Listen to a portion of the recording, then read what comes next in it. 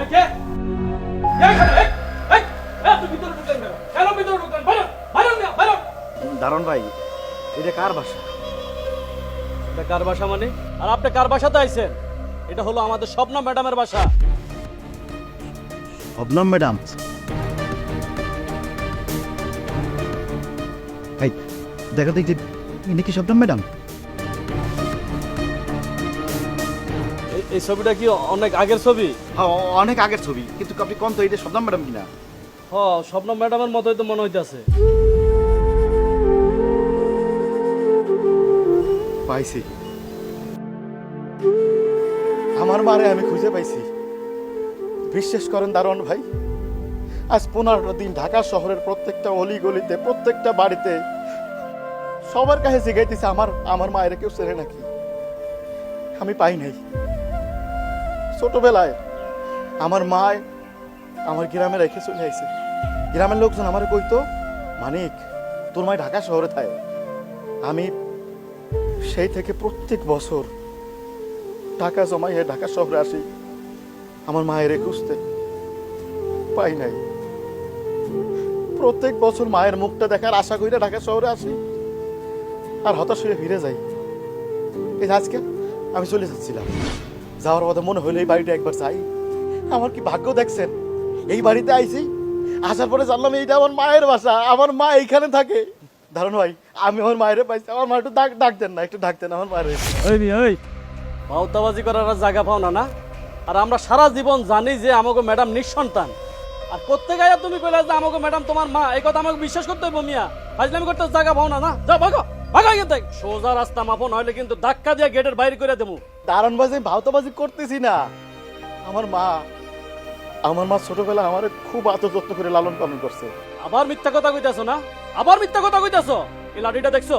এই লাঠিটা দিয়ে একটা বাড়ি দেবো, মাথাটা ফাটাই দেবো। যাও এনতা ভাগো। আমি মিথ্যে কথা কইতেছি?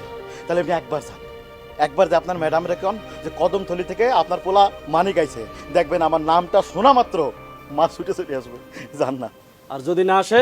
না আসে আপনার লাঠি দিয়ে একবারই দিয়ে আমার মাথা 2 ভাগ করে দেবেন, কিচ্ছু কব না। আমি চুপচাপ হেরে দাঁড়ায় থাকবো, দরকার হয় মরে যাবো ওই জায়গা, তবু আপনার কিছু কব না। যান। আচ্ছা ঠিক আছে, সোজা হয়ে এখানে দাঁড়ায় থাকবেন, কোনো দিকে যাবেন না। আমি যাইতাছি ভিতরে। শুনেন, আমাকে শবনম ম্যাডাম রে তো আপনি ছিলেন না? আমাকে শবনম ম্যাডাম রে অত্র এলাকার মানুষেরা বাঘের মতো ভয় পায়। যদি মিথ্যা কথা কইয়া থাকছেন না, তাহলে আমার আর কিছু করা লাগবে না। আমাকে শবনম ম্যাডামে আপনারা সাইজ করে দিব। সোজা এখানে খাড়াই থাকেন, আমি ভিতর থেকে আইতেছি।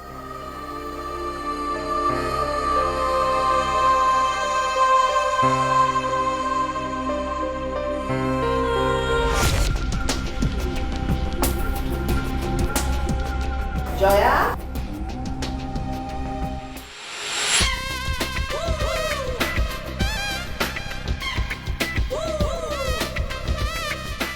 কাশিম সাহেবকে ফোন করে বলে দিও আমাদের রামপুরার টেন্ডারটা যেন কোনোভাবে হাতছাড়া না হয়। যদি হাতছাড়া হয় তাহলে কাশিম সাহেবকে তার পরিবারের কথা ভুলে যেতে হবে। ঠিক আছে মা, আমি এক্ষুনি ফোন দিয়ে বলে দিচ্ছি। ম্যাডাম, বল। ম্যাডাম, কদমতলি গ্রাম থেকে মানিক নামের একটা ছেলে আইছে। সে বলতেছে আপনি নাকি তার মা।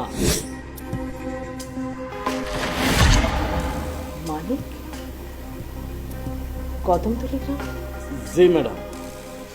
মা, তুমি তো বলেছিলে তোমার কোনো সন্তান নেই, তাহলে কোথা থেকে কোন ছেলে এসে তোমাকে মা কেন দাবি করছে?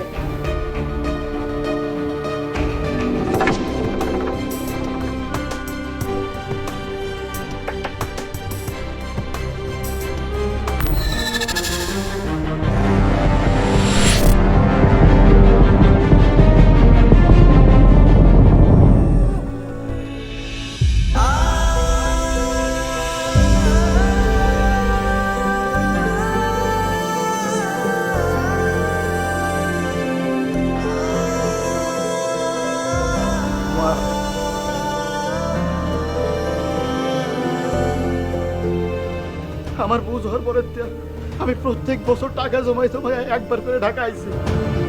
এই ঢাকার অলি গলি সব জায়গায় আমার মারে খুঁজছি, পাই নাই।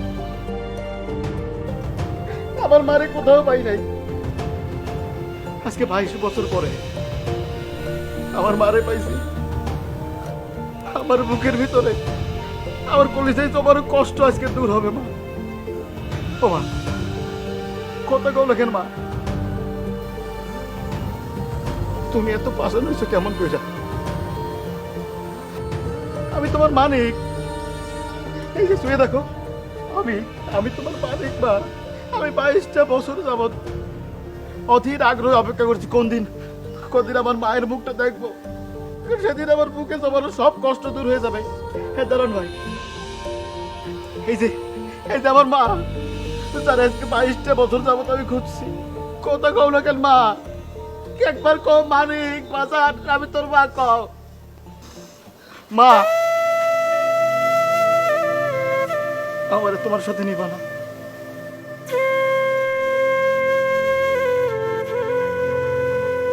এই এই যান আরে মা, আজকে 22টা বছর পরে তোমারে পাইলাম, একবার কি আমারে মানিক বলে বুকে জড়াই নিবা না?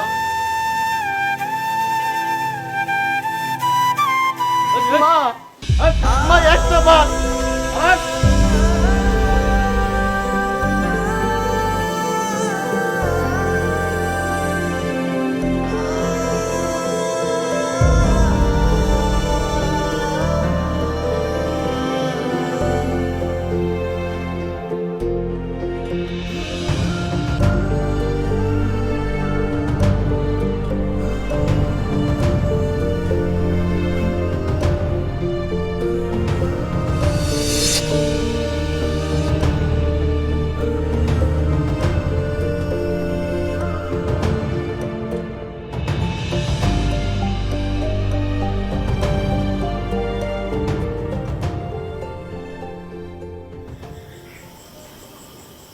মা,